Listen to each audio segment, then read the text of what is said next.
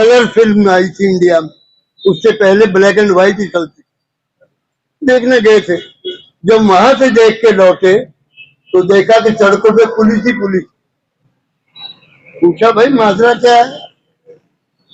पता लगा कि पोती श्री रमलू का इंतकाल हो गया है और वहां दंगा हो गया है आशावार प्रांत को लेकर।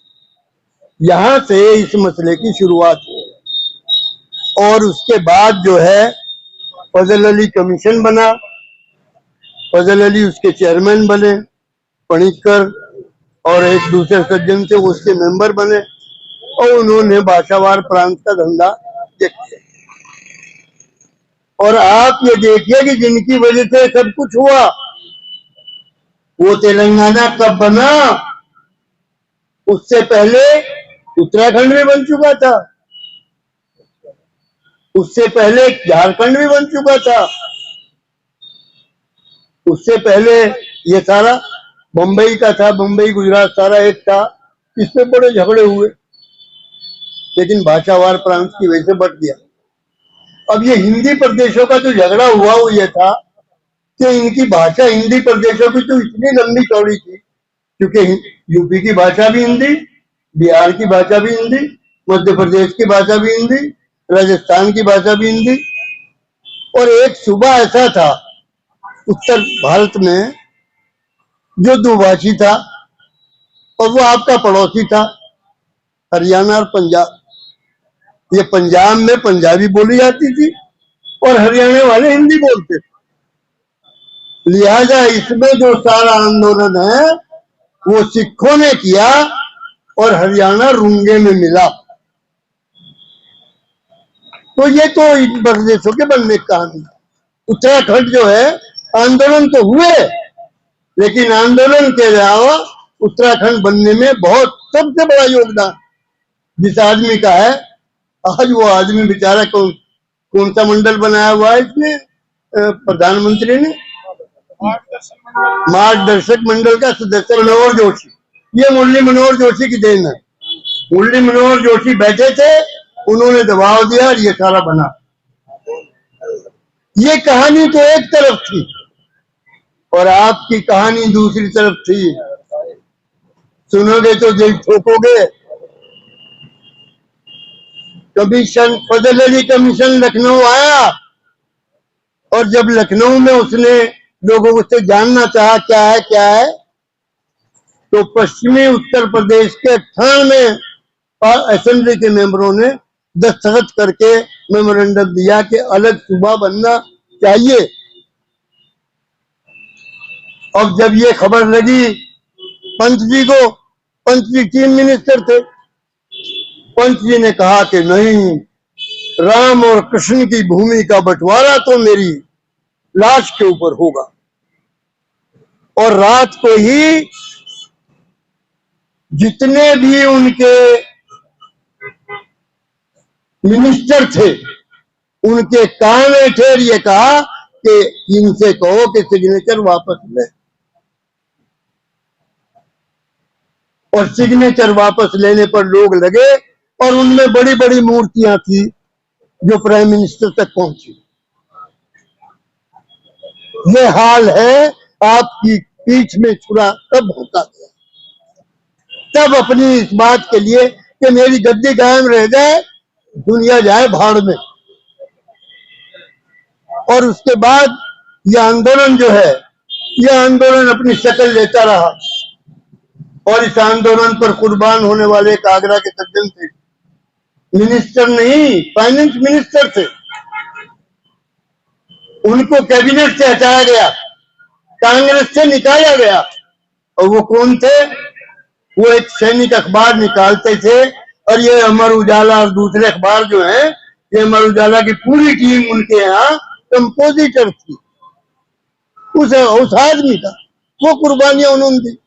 सबसे पहला सम्मेलन आगरा हुआ कि ये प्रदेश बंटना चाहिए। उसके बाद चलता रहा। उसके बाद आहिस्ता आहिस्ता कभी ठंडा हो जाए कभी गर्म हो जाए, जो आदमी हार जाए इलेक्शन वो लेके पश्चिमी यूपी बंटना चाहिए, पश्चिमी बंटना चाहिए। जीत जाए तो जयराम जी की यहाँ कुछ मिल जाए वहां कुछ मिल जाए।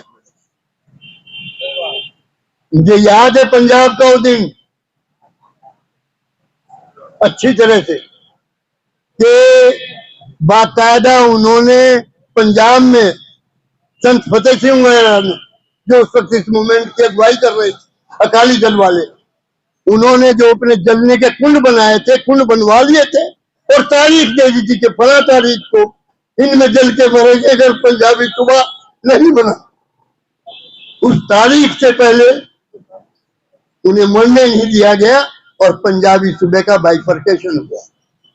तो सवाल यह है, मुझे याद है एक बार का किस्सा कि दिल्ली में बैठे थे हम लोग के भाई, वो एमपी थे चंद्रपाल सिंह और विजय और वीरेंद्र वर्मा जी, दोनों भाई ये सुबह बनना चाहिए, सुबह बनना चाहिए, सुबह बनना चाहिए। काम कुर्बानी के हो नहीं सकता, ये स्पीच का काम नहीं, फोटो खिंचवाने का काम नहीं, माला गिरवाने का काम नहीं, ये कुर्बानी देने का काम है।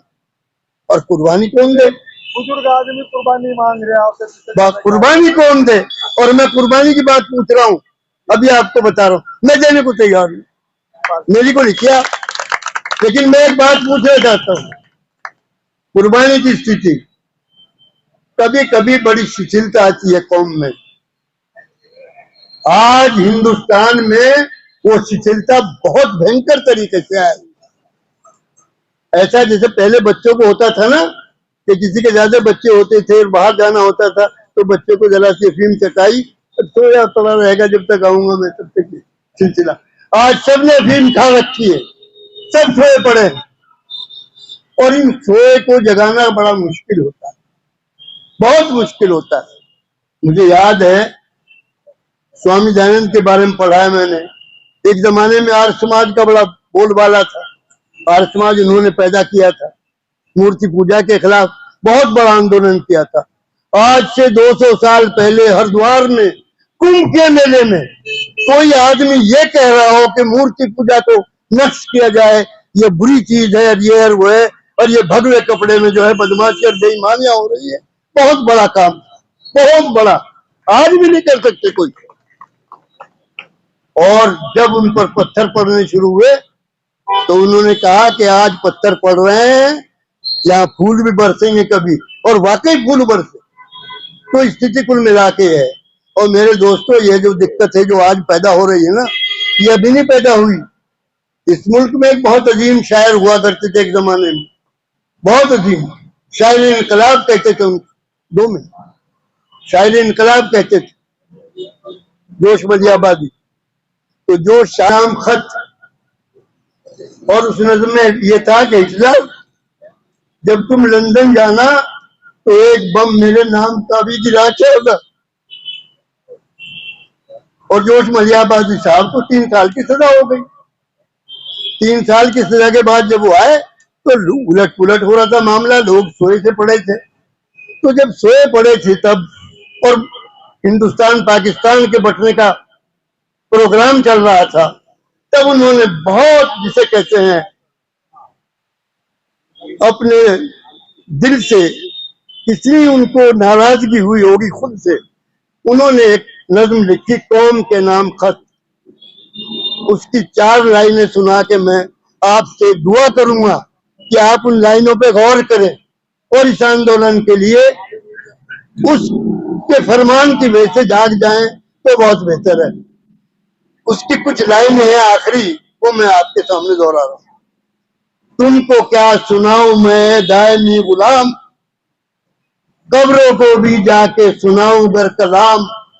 खुद मौत से हयात के चश्मे उगल पड़े और कब्रों से सर को पीट के मुर्दे निकल पड़े, पर तुम न हिले, जमी हिली, आसमां हिला। तुमसे तो क्या खुदा से करूंगा मैं ये गिला। इन बुज़दिलों के हुस्न पे शैदा किया था और ऐसी मरदूद कौम में मुझे पैदा किया। तो आज तो इस नारे के साथ लोगों के पास जाइए, सोतों को जगाइए, उनमें हिम्मत और हौसला पैदा कीजिए। ये हौसला पाने के बाद ये क्या कर सकते हैं? वज़ार साहब की 2 लाइनें हैं, ये मजलूम मखलूक गर सर उठाए, अपने आकाओं की हड्डियां भी चबाए, कोई इनको एहसास जिल्लत करा दे, कोई इनकी सोई हुई धूम मिला दे, यारो हम तो तुम्हारी धूम मिला रहे हैं। ऐसा से जिल्लत करा रहे हैं कि आप एक प्रदेश ले सकते हैं लेकिन लेना नहीं चाहते, आप उतना काम करना नहीं चाहते, आप दिखावा करते हैं, काम कम करते हैं। समझे ना जी? आप बनाइए कोई स्कीम और कुर्बानी चाहिए तो आपको झंझट नहीं पड़ेगा। हम 92 साल के हो गए, नहीं होने के 100 साल के, क्या दिक्कत है? आप जिस दिन कहोगे कुर्बान हो जाएंगे, लेकिन यह है कि कुर्बान होने के लिए तैयार हो जाओ। फोटो खिंचवाने बंद करो। जब तक ये फोटो करती रहेगी तब तक आप मूवमेंट नहीं चला सकते। समझे ना जी?